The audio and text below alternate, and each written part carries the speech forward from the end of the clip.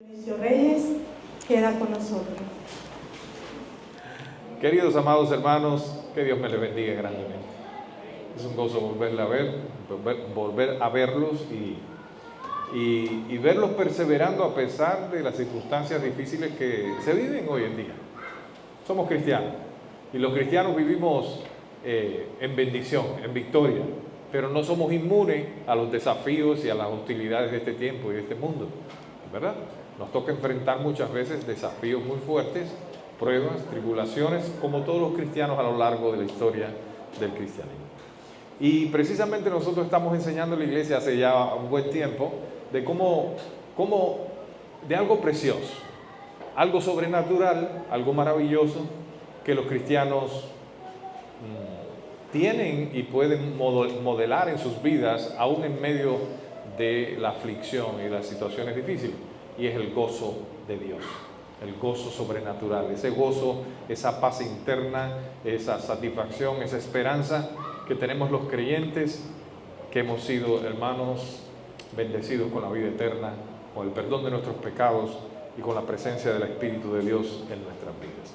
Estamos predicando en la iglesia acerca de la carta del apóstol Pablo a los filipenses. Es la carta del gozo, hermano, definitivamente.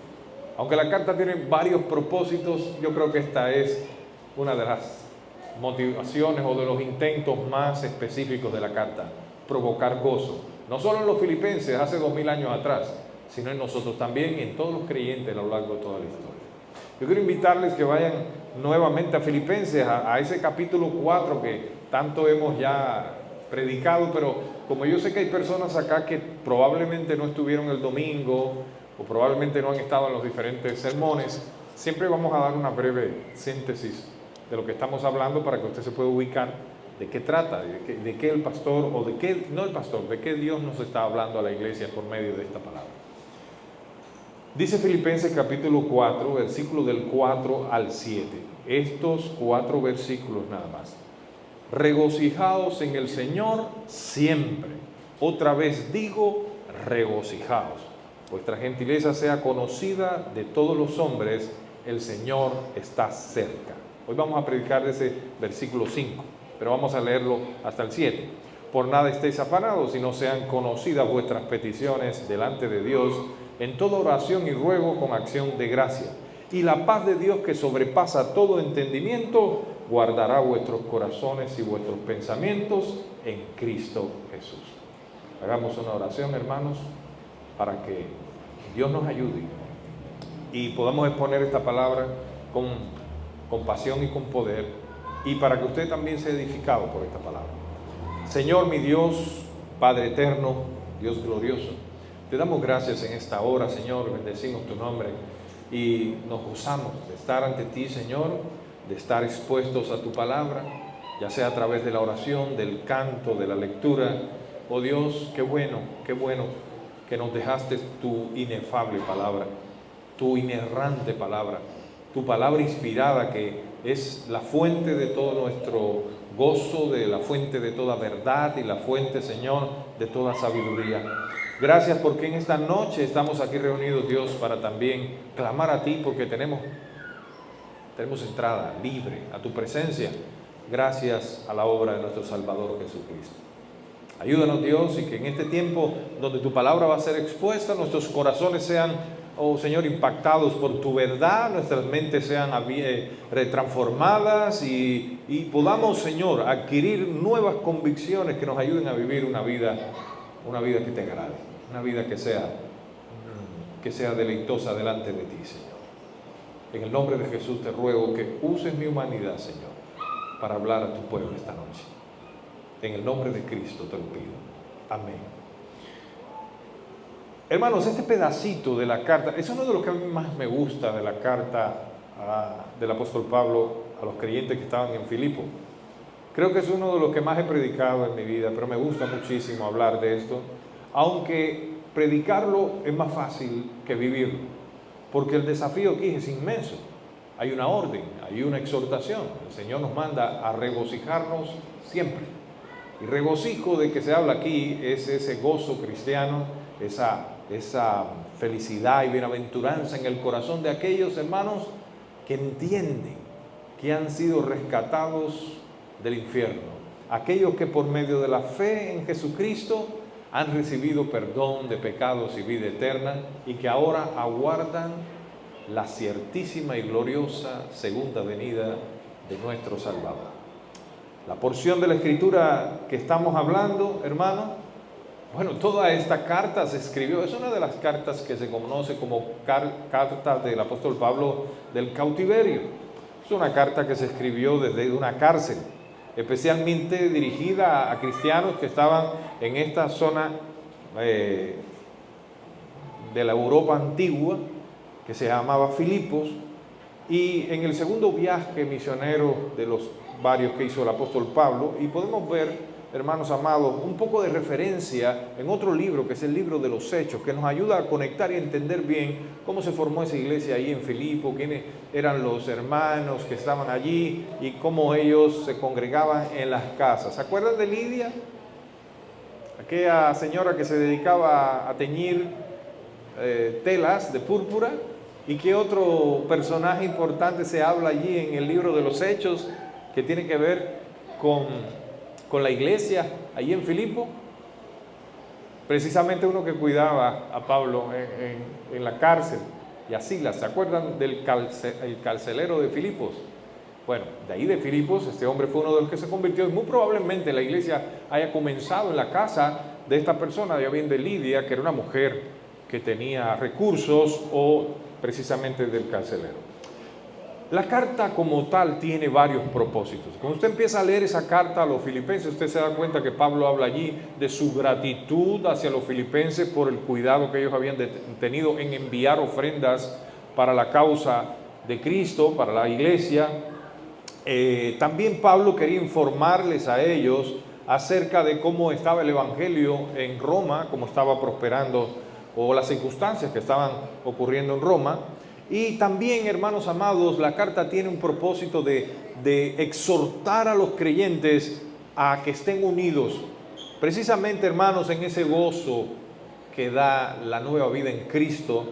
Los creyentes somos exhortados por medio de la carta a los filipenses a mantenernos unidos, fieles a Cristo.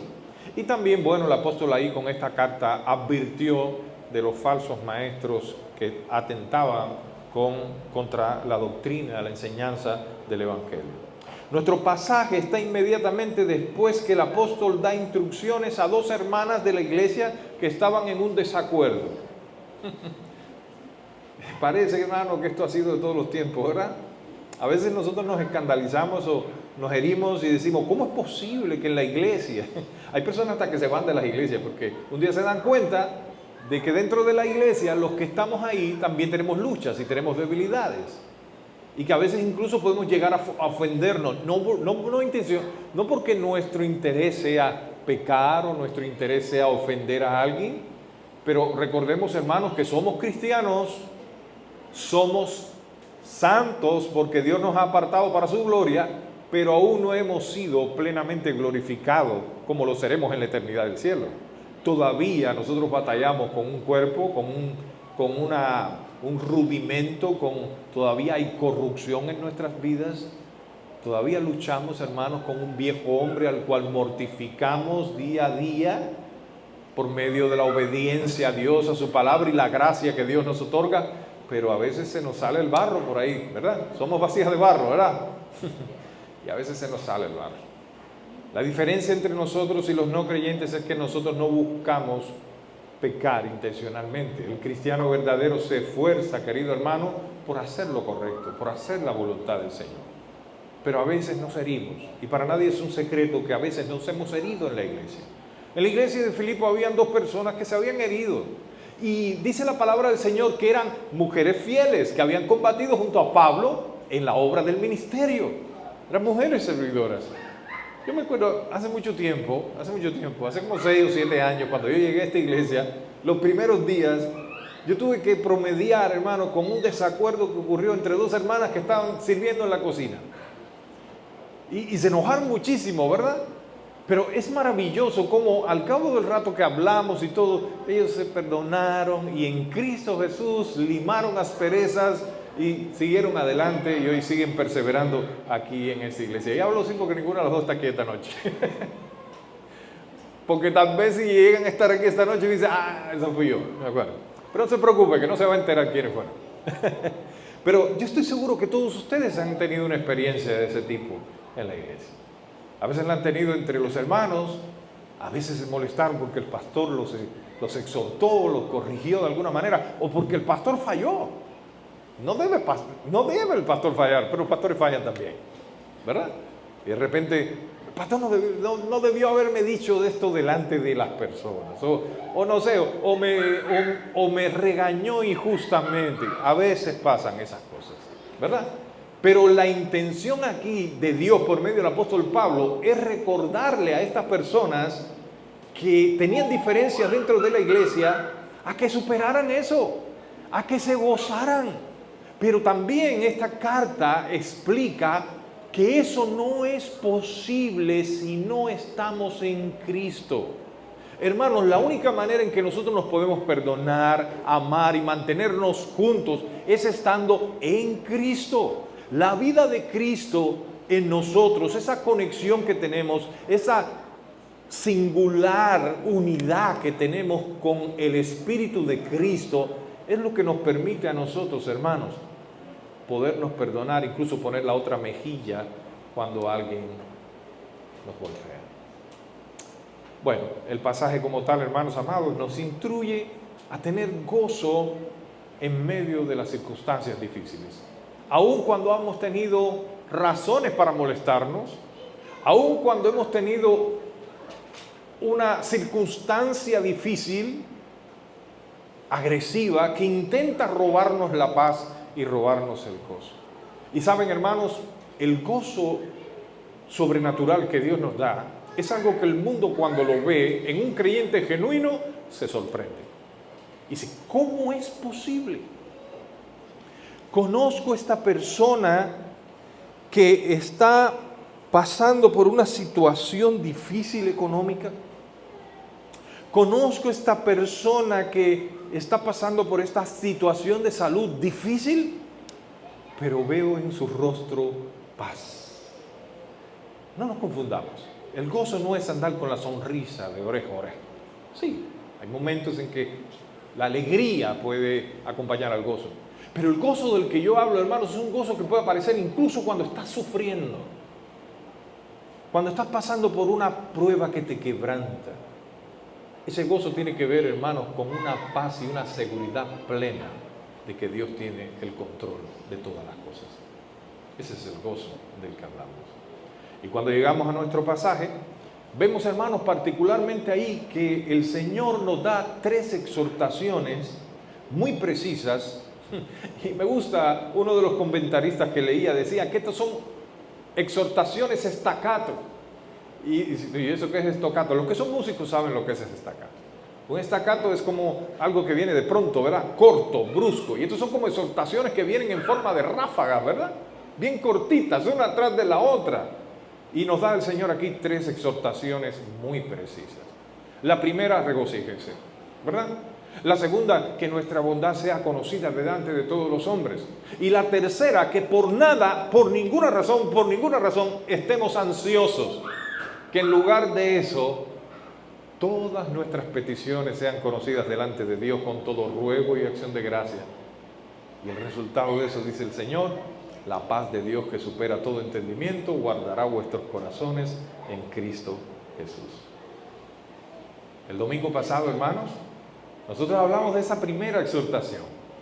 Cristo exhorta a los cristianos a que permanezcan en el gozo en toda circunstancia, por difícil que sea.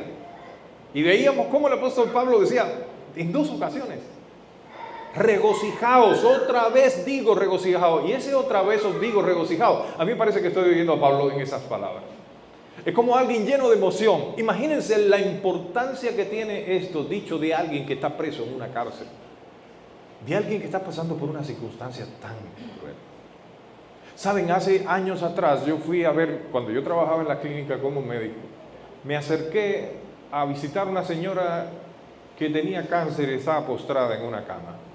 Me habían pedido que fuera allá a orar por ella, que la fuera a ver como médico, pero que fuera más que todo a darle aliento, a animarla.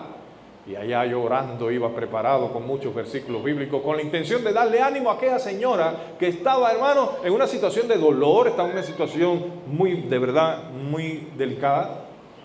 Y ¿saben una cosa? Esa mujer fue la que me dio ánimo a mí. Cuando llegué allí, esa mujer estaba radiante, estaba postrada. Pero esa mujer me dijo así claramente, pastor, en ese tiempo no era pastor, me dijo, médico, doctor, ¿sabe que yo en esta cama puedo servir a Dios y puedo servirle mucho? ¿Sabe? Yo todo el tiempo que estoy orando por los pastores, estoy orando por el Evangelio, estoy orando por ustedes, estoy orando por los creyentes, que no les falte la fuerza, que sigan adelante, que el Evangelio crezca. Y mi corazón está lleno de gozo. No sé cuánto tiempo más me dará el Señor, pero el tiempo que sea, lo vivo en el gozo del Señor. ¡Wow! Yo dije, ¿cuál voy a darle ánimo a esta mujer? Esta mujer me ha dado ánimo a mí. Entendamos, hermanos amados, que el gozo que Dios demanda de nosotros no se puede tener si no estamos en Cristo. Bien, y estar en Cristo, lo primero que todo es que debemos arrepentirnos de nuestros pecados y venir y confiar en Él como nuestro único y suficiente Salvador. Eso es la primicia. No podemos estar en Cristo si antes no nos hemos negado a nosotros mismos y hemos venido a Cristo humillados y le hemos dicho, Señor, mi vida sin ti no tiene sentido, mi vida sin ti está desprovisto de todo futuro. Vemos la miseria en que vivimos alejados de Dios y solamente en ese momento en que venimos a Él y reconocemos nuestra dependencia de Él y nos apropiamos de lo que Él hizo en favor de nosotros, de eso que Él ganó con su muerte en la cruz, esa victoria poderosa y eterna, solamente cuando venimos así en fe a Él, somos bendecidos, hermanos, no solo con el perdón de pecados, no solamente con la vida eterna, Dios nos da también su Espíritu y pone en nosotros, hermanos, ese Espíritu nos capacita, nos habilita para que podamos entonces recibir el poder para vivir una vida gozosa aún en medio de las circunstancias difíciles. ¿Se recuerdan lo que dice la palabra en el libro de los Hechos? Y recibiréis poder cuando haya venido sobre vosotros el Espíritu Santo. Así que Pablo era un hombre que podía tener gozo en medio de la prueba porque él, hermano, permanecía en Cristo. Pero también él permanecía en Cristo porque las promesas de Dios las mantenía en su mente. Él sabía, hermanos amados, quién era él en Cristo. Él sabía que su vida estaba escondida en Cristo. Él sabía, como lo expresa en Romanos capítulo 8, versículo como 9, por ahí, que nada podía apartarlo del amor de Cristo. Esas promesas que Dios nos ha dejado en la palabra son las que nos ayudan a nosotros, hermanos, por la obra que el Espíritu hace en nosotros. Pero fíjense cómo las dos cosas obran juntas. Dios obra a través de su Espíritu, pero Él usa su palabra. Su palabra es poder. Por eso nosotros debemos permanecer en su palabra. Estás pasando por una situación difícil, no te alejes de la palabra. Ven a la palabra. Porque Dios usará su palabra para alentar tu corazón. Él traerá a tu corazón esas promesas preciosas. Y qué lindo es venir a esos lugares hermosos de la palabra como el libro de los Salmos y llenarnos y regocijarnos con tantas promesas que Dios nos deja por ahí en su palabra. Y no solamente en los Salmos, en toda la Escritura. Amén. Entonces llegamos, hermanos amados, al versículo 5, donde vemos esa segunda exhortación que Dios nos hace por medio de su palabra. Él nos manda a que nosotros vivamos, y esto es importante, mostrando nuestra bondad a todas las personas. Dice el verso 5, vuestra gentileza sea conocida de todos los hombres. Y muy chiquitito, allá al final del versículo dice algo muy poderoso. Cortito, 4 palabras, pero con un poder infinito. El Señor está cerca. ¿Por qué diría Pablo eso? ¿Por qué después de dar un mandamiento, así en estacato, rápido, el segundo, nos dice, El Señor está cerca. Bueno, la palabra primero que todo, gentileza, merece que la observemos bien. Queridos amados hermanos, esa palabra es una palabra, yo creo que los traductores de la Biblia del griego al español, que es la versión que tenemos nosotros, la mejor palabra que pudieron encontrar es gentileza. Pero la palabra gentileza del español no abarca todo el significado que tiene esa palabra original. Merece, hermanos amados, mucha, pero mucha atención. Porque esa palabra tiene muchísimos significados en el idioma griego antiguo. Es riquísima y abarca una cantidad de sentimientos buenos que si uno pudiera aquí, hermano, poner ejemplos de todos ellos, usted diría, wow, nos están mandando a hacer algo tremendo. Es más, yo estoy seguro que usted leyó ese versículo y no le dio mucha importancia, ¿verdad? Dice, vuestra bondad, vuestra gentileza sea conocida delante de todos los hombres. Ok, bueno, sí, ahí somos buena gente, tratamos de hacer lo que podemos. Queridos, la demanda aquí es de dimensiones gigantescas, celestiales. Porque, hermanos, esta palabra abarca virtudes como, por ejemplo, la indulgencia. La indulgencia es aquella paciencia, aquella tolerancia. Ser indulgente no es una persona que rápidamente se enoja y ejecuta sus juicios contra aquellas personas que han fallado. Es también, hermanos, ser condescendiente, ser cordial, ser amable, ser comprensivo, ser cariñoso, ser considerado, tener caridad, mansedumbre, magnanimidad, bondad. Imagínense usted, hermano. Es ser tan bondadoso, gentil y bueno como lo fue Cristo con nosotros. Es una bondad de magnitudes celestiales. Hermanos queridos, todas esas cualidades al tomarlas juntas, entonces comprendemos el significado de la palabra que el apóstol Pablo utiliza aquí. No hay palabra en nuestro idioma español que resuma la expresiva riqueza que esa palabra griega tiene. Y nosotros pasamos por ese versículo y ni nos damos cuenta. Los creyentes aquí recibimos una exhortación de mayúscula importancia. Hermanos, los creyentes debemos vivir mostrando esas virtudes que les he enumerado de manera muy superficial, pero se las he tratado de enumerar, mostrando esa virtud hacia los demás. Y eso debe ser algo que nos identifique. Que esas actitudes sean conocidas por todos los hombres. Y a veces nosotros, hermanos, decimos, bueno, a mí no me importa lo que dice la gente, porque la gente... No, hermano, sí debe importar. Sí debe importar. Claro que mi gozo no depende de lo que los impíos puedan pensar, porque por mucho que tú hagas y te esfuerces por hacer lo bueno, siempre van a haber personas que te van a juzgar y te van a criticar. Pero si lo hacen, que lo hagan mintiendo. Tú haz lo bueno para Dios y no para los hombres. Y Dios te recompensará en público. Haz todo lo bueno que tú puedas hacer con amor para Dios y Dios se encargará, hermano, de que entonces su gloria sea manifestada a través de tu vida. Y si no lo hacen ahora, lo harán en ese día en que el Señor Jesucristo venga. Ese día donde Él revele la verdad de todas las cosas. Ese día, hermanos amados, que si ahora bien los creyentes estamos ocultos en Cristo, ese día nosotros vamos a recibir la alabanza de nuestro Padre Celestial. Ese día el Señor, ese día en que toda rodilla se doblará delante de Él y todos confesarán que Jesucristo es el Señor. Ese día glorioso, Él separará las ovejas de los cabros. Y ese día, hermanos, Él, el Señor Jesucristo, dirá, venid a mí, benditos de mi Padre.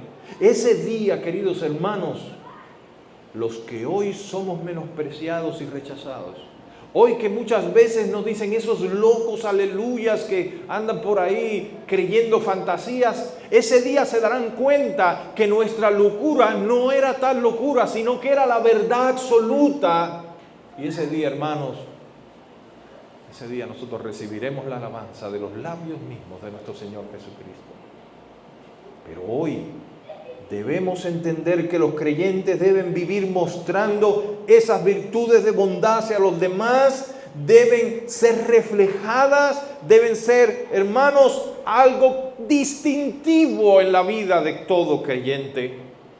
Y aquí es donde nosotros debemos llegar y preguntarnos. Sí, hermanos, eso es importante. En ese solo versículo está el mensaje de hoy. Deberíamos preguntarnos todos nosotros esta noche, todos, ¿cómo nos reconoce la gente? ¿Cómo me reconocen en mi trabajo? ¿Cómo me reconocen como jefe, como patrón? ¿Cómo me reconocen como obrero, como siervo? ¿Cómo me reconocen como estudiante en esta escuela? ¿Cómo me reconocen en mi familia? Como esposo, como esposa, como hijo. ¿Cómo me reconocen en mi vecindario? La gente que vive alrededor de mí, ¿cómo me ve?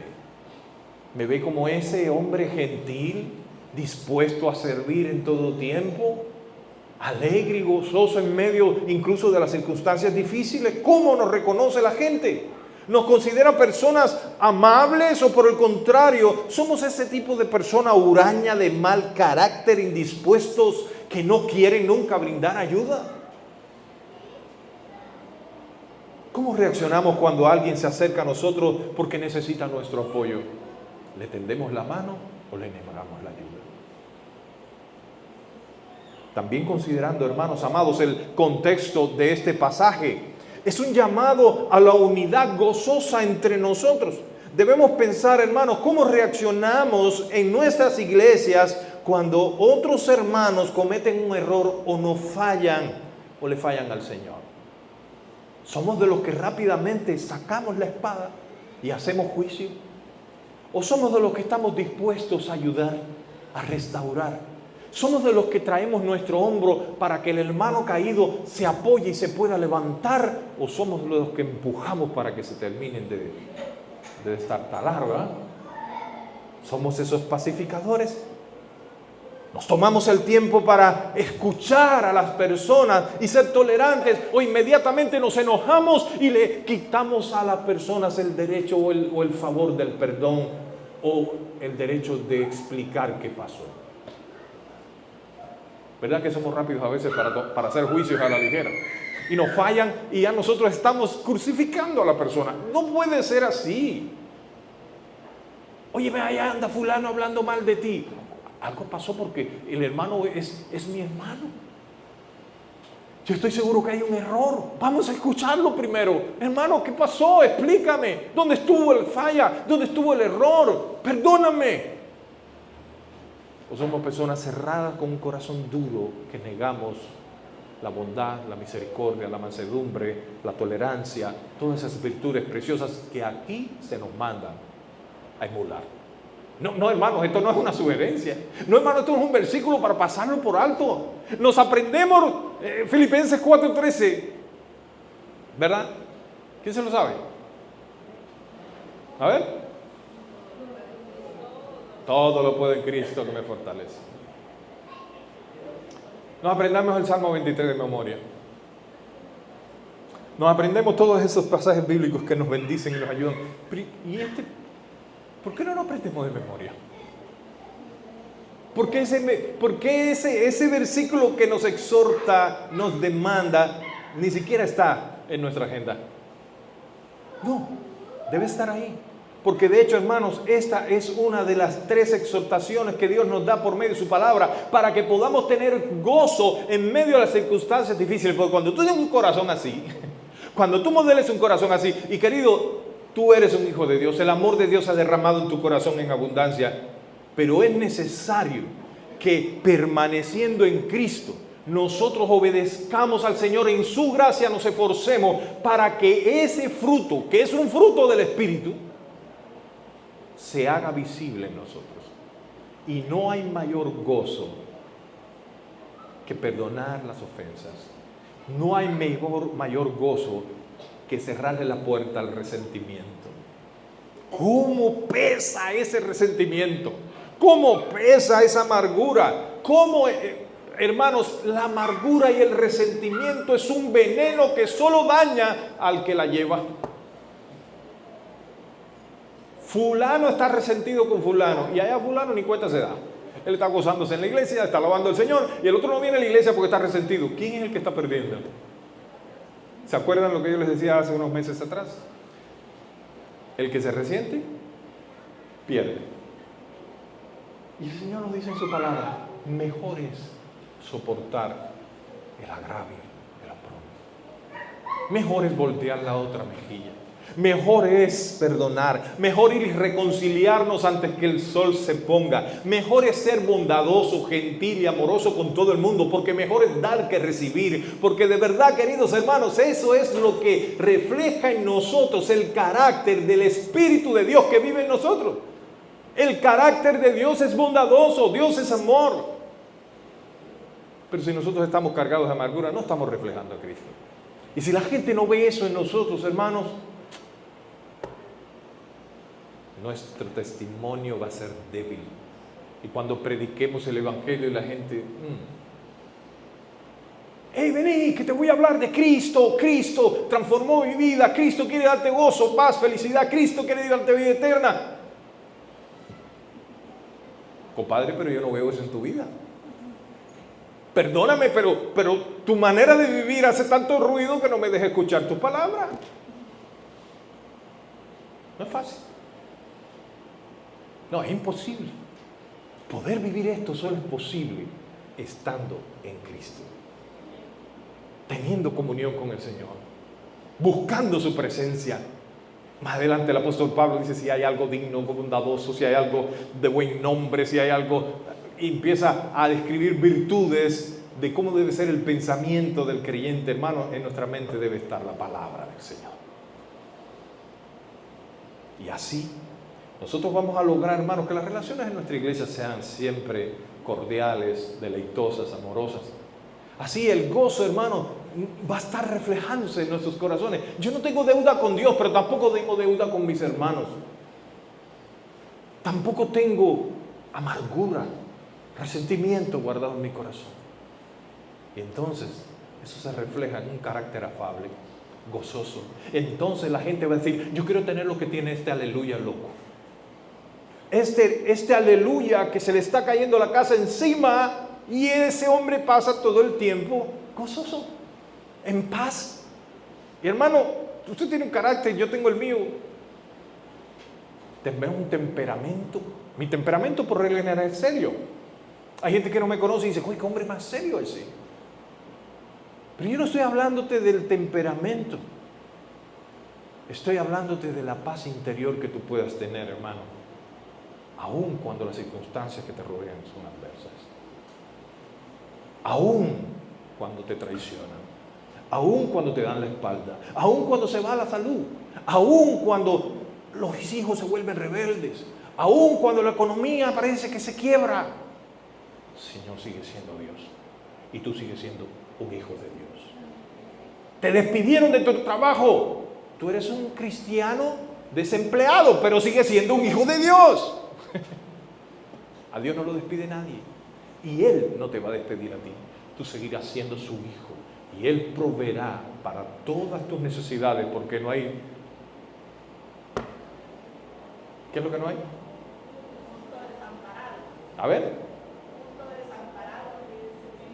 No hay justo desamparado ni su simiente que mendigue pan. Así que, hermano, yo quiero dejarte esta noche con este pensamiento. Este texto es soberanamente poderoso y agrega al final una declaración como que para cerrar con broche de oro. El Señor está cerca. Es que el Señor ya viene, ya, hermanos, el Señor ya viene. Esto no está diciendo, aunque también es realidad, el Señor está cerca porque Dios está aquí esta noche. El Señor está con nosotros en todo momento. Él está en nosotros. Pero yo me inclino más a pensar que este texto significa que la venida de Cristo está más cerca que nunca. ¿Y por qué yo tengo que prestar atención a estas 4 palabras al final? ¿Qué tiene que ver esto con ser gentil, ser bondadoso, ser misericordioso, ser, tolerante? Todas estas cosas. Bueno, mucho. Número 1, porque el saber que mi Salvador viene pronto debe ser un combustible que estalle en mi corazón y me impulse a hacer con gozo la voluntad del Señor. Si el Señor viene pronto, el tiempo para servirle es corto. Debo aprovechar el tiempo ahora. No es momento para estar perdiéndolo enemistado con otro. Basta ya con el tiempo en que en el pasado yo le dediqué al diablo, le regalé al diablo haciendo lo que no tenía que hacer. El tiempo que nosotros invertimos en resentirnos es tiempo perdido. En lugar de eso, vamos a gozarnos en el Señor. Porque Cristo viene pronto y cuando Él venga, yo no quiero que Él me encuentre enemistado con mi hermano. Cuando Cristo venga, yo no quiero que Él me encuentre a mí molesto porque alguien me hizo algo. Porque, queridos hermanos, la deuda que Dios me ha perdonado en Cristo ha sido tan grande que no tengo yo ninguna razón para enojarme con otra persona. Y estos días en que me he enfermado y que de verdad, hermano, he visto ahí que me han hecho una ceñita por allá. Usted sabe que cuando uno se enferma de cosas ahí un poquito difíciles, uno lo primero que piensa, ¿verdad? La hermana Elvia me hacía un testimonio ayer, ¿verdad? Que cuando uno se pone enfermo así dice, wow, ¿será que ya llegó la hora? ¿Ya llegó el momento? Y ahí uno empieza a pensar y a darle valor a lo que verdaderamente tiene valor. Y estos días, hermanos, han sido días para pensar mucho y decir, qué cosa más necia.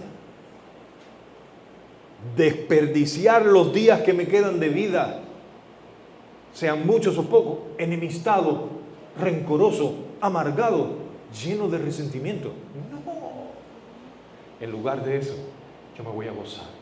Que Dios es bueno, que Dios tiene el control de todas las cosas, de que mi Dios está conmigo, de que mi Dios me ha salvado, de que mi Dios viene a buscarme y a darme una eternidad gloriosa en las mansiones celestiales, en que mi Dios está pendiente de todas las cosas que me suceden y hacen que todas obren para bien. Y así yo me voy a gozar en Él y voy a seguir adelante, hermano amado, y no voy a perder el tiempo negándole el bien a otro. Y al final, hermanos amados, que esa razón, Cristo viene pronto, el Señor está cerca, sea una motivación más que suficiente para que yo entonces cumpla con este mandato. Que mi bondad, mi gentileza, mi amabilidad sea conocida por todos los hombres.